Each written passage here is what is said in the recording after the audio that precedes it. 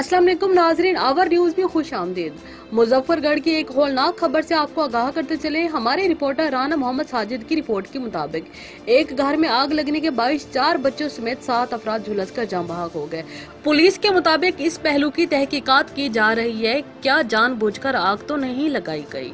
जी नाजरीन, एक बार फिर आपको बताते चले, मुजफ्फरगढ़ के इलाका पीर जहानिया के एक घर में आग लग गई। रेस्क्यू ने मौके पर 1 घंटे की कोशिशों के बाद आग पर काबू पाया। रेस्क्यू के मुताबिक आग लगने के बायस घर में मौजूद 7 अफराद झुलसकर जान बहक हो गए। जान बहक होने वाले अफराद का ताल्लुक एक ही खानदान से है। उनमें 4 बच्चे समेत 2 खवातीन भी शामिल है। जान बहक होने वाले बच्चों की उम्रें 2 माह से 10 साल के दरमियान है। मरने वाले अफराद की लाशें पोस्टमार्टम के लिए DHQ हॉस्पिटल मुजफ्फरगढ़ मुंतकिल कर दी गयी।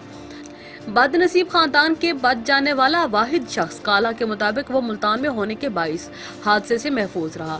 काला ने अपने खानदान को जलाए जाने का इल्जाम अपने ससुराल पर डाला। उसने 1.5 साल का पसंद की शादी की थी, जिस पर उसके ससुराली रिश्तेदार खुश नहीं थे। काला के मुताबिक उसे शुबा है कि उसके खानदान को जलाकर कत्ल किया गया।